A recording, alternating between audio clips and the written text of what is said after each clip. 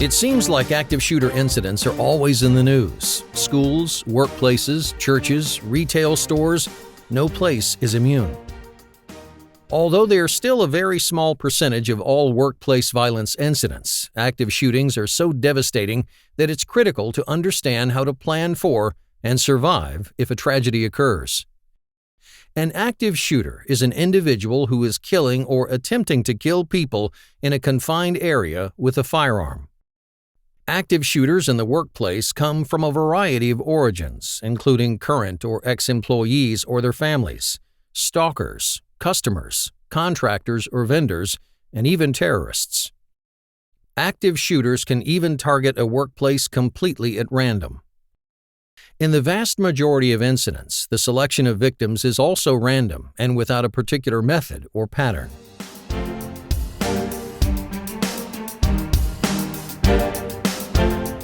There are warning signs that signify people who may be capable of becoming an active shooter. The most common motives for active shootings are anger, revenge, ideology, and untreated mental illness.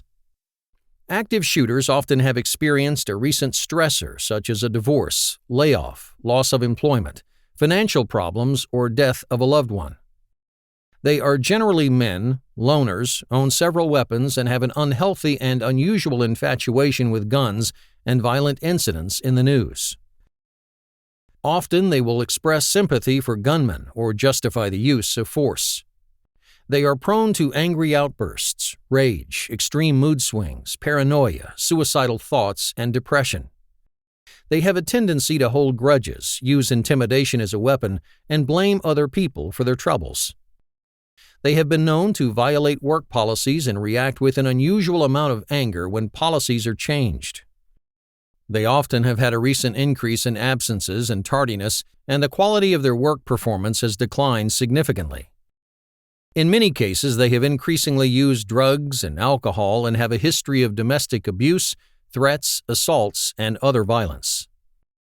Oftentimes, they have engaged in toxic behaviors such as bullying, harassment, verbal abuse, and intimidation.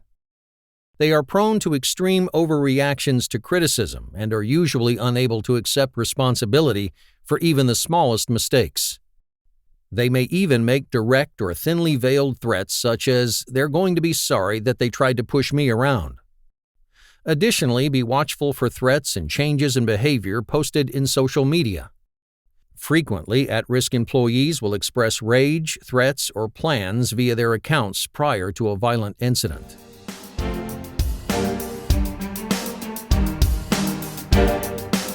Co-workers who display one or more of these behaviors are not necessarily on the verge of becoming an active shooter. However, when these behaviors are different from the norm or have escalated and are accompanied with threats and violence, the behavior should be reported immediately. Often getting a person help through counseling or medical treatment will avert a disaster.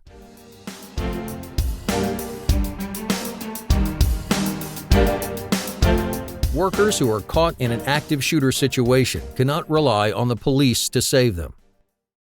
In most cases, active shootings are over in less than 15 minutes, making it extremely difficult for officers to respond in time to save everyone.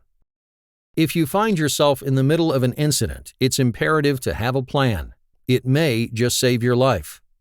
The plan recommended by Homeland Security, the FBI, and law enforcement agencies around the world is really pretty simple. Run, hide, fight. However, enacting this plan under pressure requires preparation. Start by examining the places where you spend the most time at work, such as your office, the warehouse, or customer and vendor locations. Memorize at least 2 evacuation routes and 2 hiding places at each location. The best hiding places provide cover from being seen and shelter from bullets while allowing you freedom to move quickly if needed.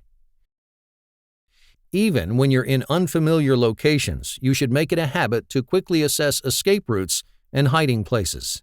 By planning ahead, you'll be able to act immediately if you're ever caught in an active shooter incident.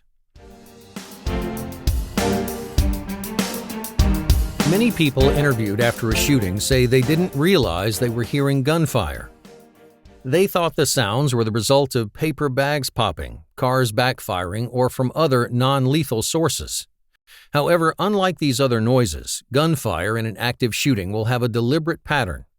There will be pauses followed by rapid bursts as the shooter locates targets.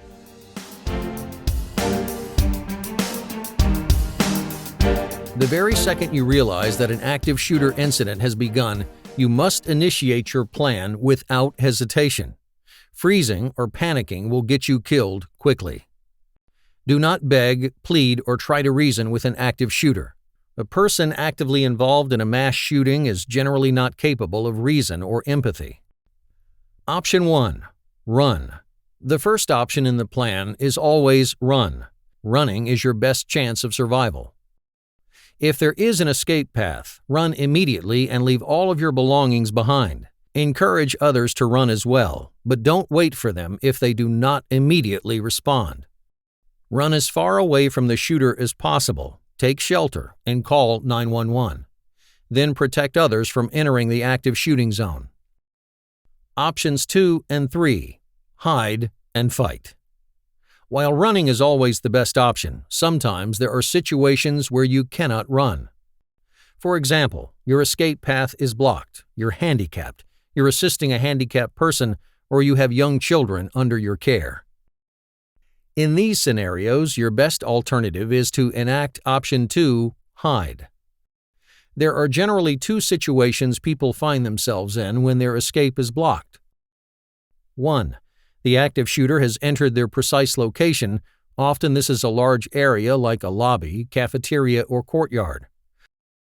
Or 2. The active shooter has entered the facility and the only escape route is blocked.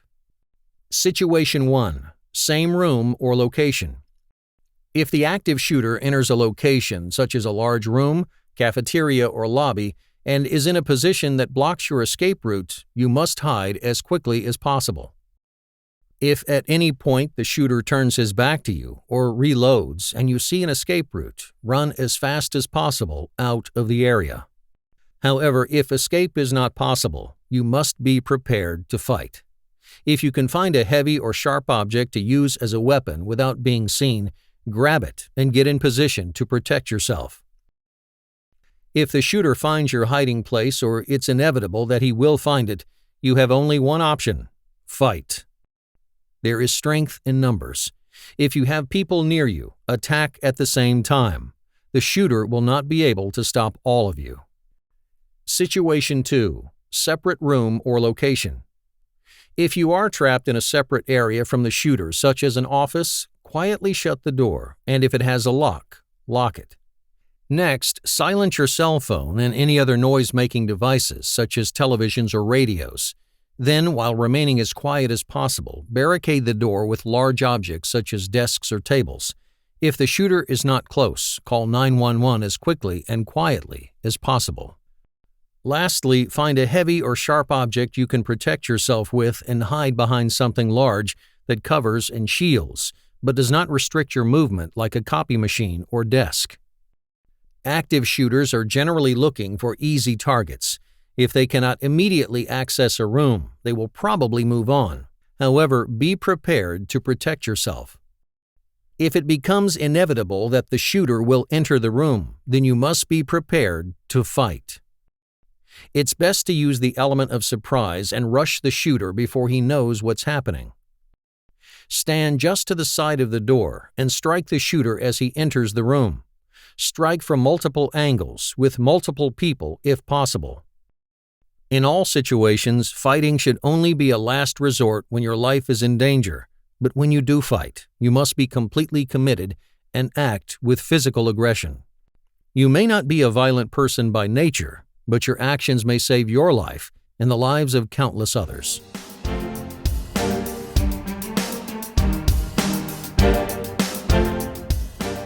The first police officers who arrive on the scene are generally well-trained SWAT officers in blue police uniforms or camouflage. They are not there to tend to the wounded or for your emotional support. They are there to neutralize the shooter as quickly as possible. When you encounter first responders, remain calm and keep your hands in the air.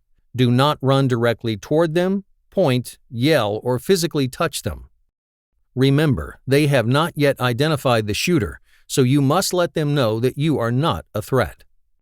If you have information about where the shooter is, offer it to them. Otherwise, follow their commands immediately. Other first responders will arrive shortly to care for the wounded.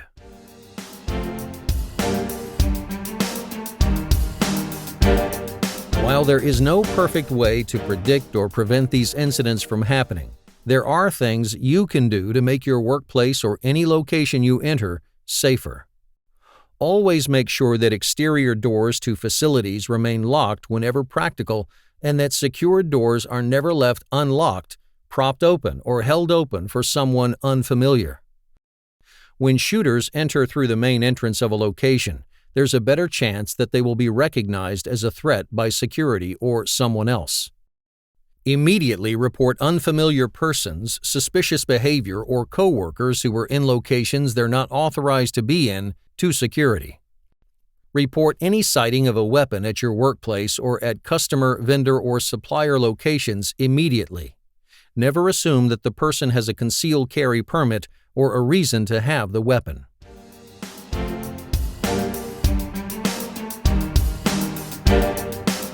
While it is uncomfortable to think about, surviving an active shooter event requires planning that will allow you to act quickly and effectively under the intense stress of the situation.